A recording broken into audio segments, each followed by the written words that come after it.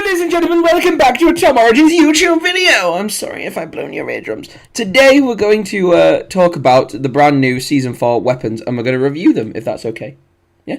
Let's get on with the video then, guys. So I see these massively long YouTube videos that unnecessarily drag out the topic. So I'm going to combine both of the new weapons, the new Galil, as I will be calling it, and the new Vector, into one video, giving them a baseline review. I show off these guns very simply. I show the base models, I then do a long range, I do a short range, and then a sort of medium ground. So you're getting a base model, long range, medium range, and short close quarters. And I'll show them throughout the video. I'm going to let you see the gameplay as it's playing out, and maybe do a light commentary over the top of the gameplay.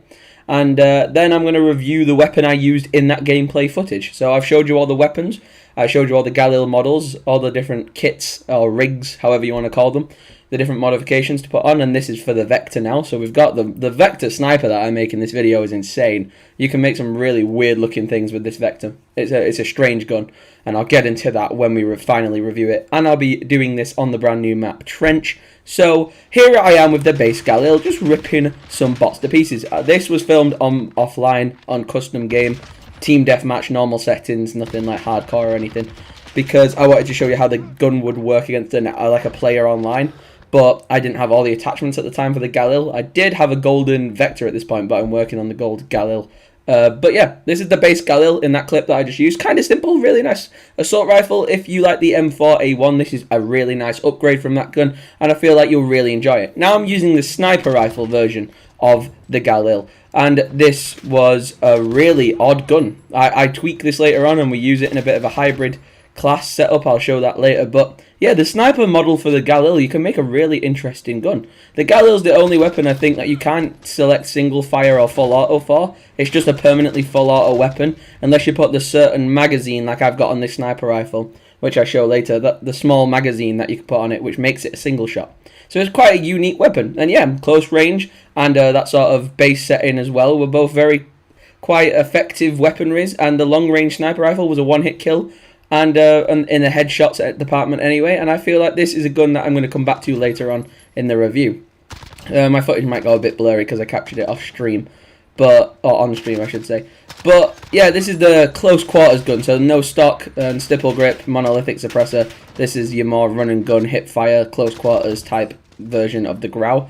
And it's a nice rig to use for close quarter engagements. I feel like it worked really well, especially on Trench, which you can get some nice, depending on where you are on the map, compared to the enemies, you can get some long shots and close quarters and things, and a nice balance on this map for reviewing your weapons. So yeah, that was the short ranged Galil and the sniper before that.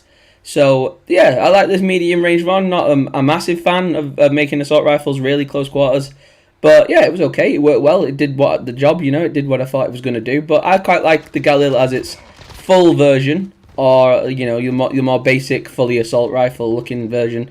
And that sniper is another amazing one for me. But the close quarters I wasn't too fond of. This is my sort of medium to long range sort of weapon. It's kind of a float of if you want to get really close and personal, and if you want to play it from a medium distance. It's quite good. I really like this version of the Galil. And if I wasn't going to be using the sniper modification for Plunder or Warzone and playing just multiplayer game modes, I would probably use this version of the Galil, or partner this with like a sniper rifle for Warzone or Plunder.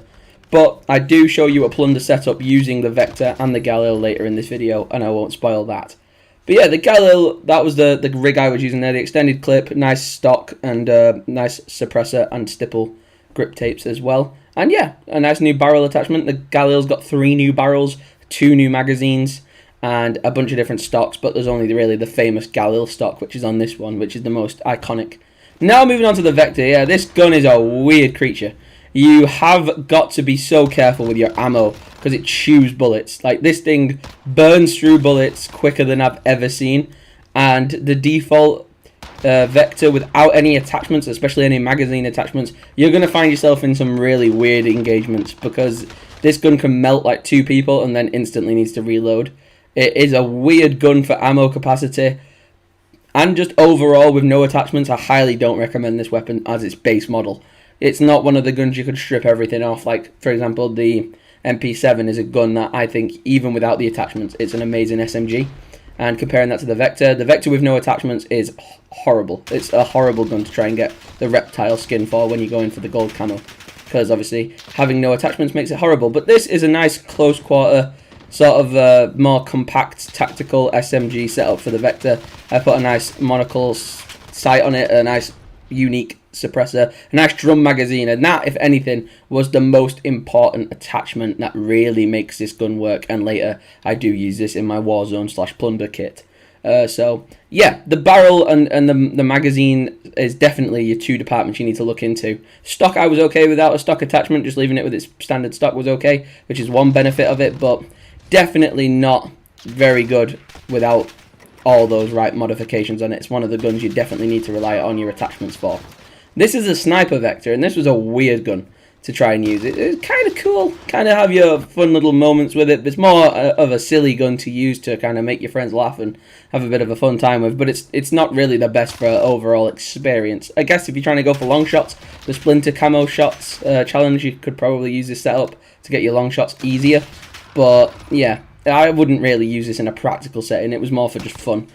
The idea of having a sniper rifle SMG is kind of funny, because they're both very parallel to what they should be. The SMGs are built for close quarters, and obviously turning it into a sniper rifle is quite funny for the purpose of the video. I did get a few good kills with it though, to be fair. It's just a really weird gun. The Vector's quite cool in the sense that you can put a lot to it, and that's what I do like about both Season 4 weapons, as I didn't really like Season 3's weapons apart from the Renetti pistol. And yeah, I don't really like what they added in Season 3 weapon-wise, but they did add the Vector and the Galil, and I'm very happy with both. More so the Galil, because I like the fact you don't need to rely on those attachments for it. But the Vector's okay once you get the right attachments. Now this is a very close quarter Vector. There's no stock, no stock on this. Just a monolithic suppressor, stipple grip, and I try and go without the sight on the Vector. And just my personal opinion, I don't like the iron sight on the Vector. It's just not very nice. It takes up an attachment slot, hence why I left it off this rig. But I really do recommend to have a scope, especially if you're not mad for the iron sights like I was. I just really don't like it iron sighted, to be fair. But it can be made really well with that magazine change and things like that. And just a quick little fun thing to throw into the middle. I did get these bamboo sticks in custom mode. You can get these and use them for free before you have to purchase them from the store online. So if you want to go into a custom game and test out the new akimboed melee weapons, they're pretty much two big bamboo sticks you run around and slap people with, and they're quite fun. You've got to probably partner it with flashbangs, stun grenades, or the dead silent perk to get the best out of this. Maybe double time as well, so you run especially fast.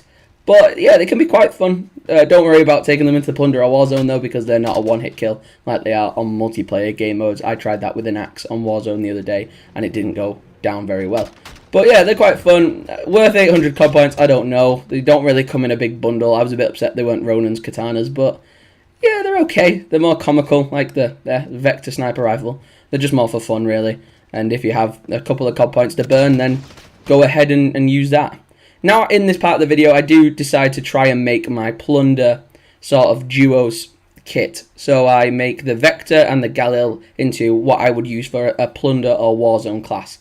I use a close quarter Vector, and despite everything I've said in this video, I actually leave the sight off because I think that other attachments are more necessary than a scope, and the scope's just more a personal preference.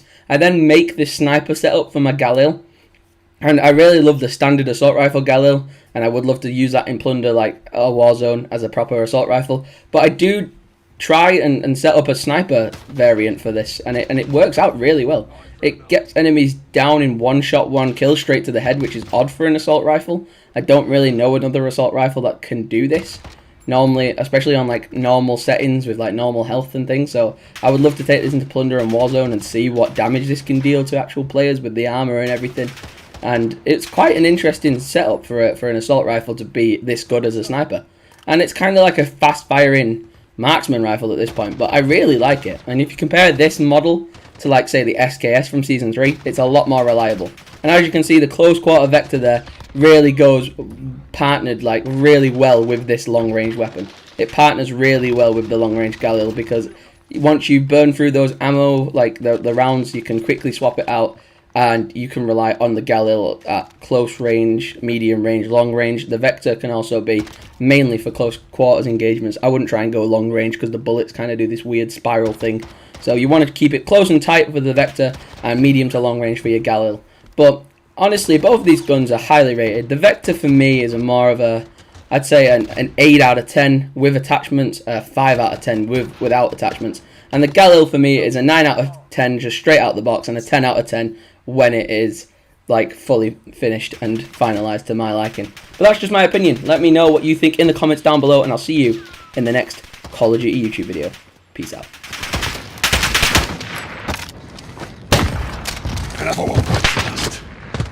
Switch up all the rules and imagine a utopia. Darling, I'm just so fed up with.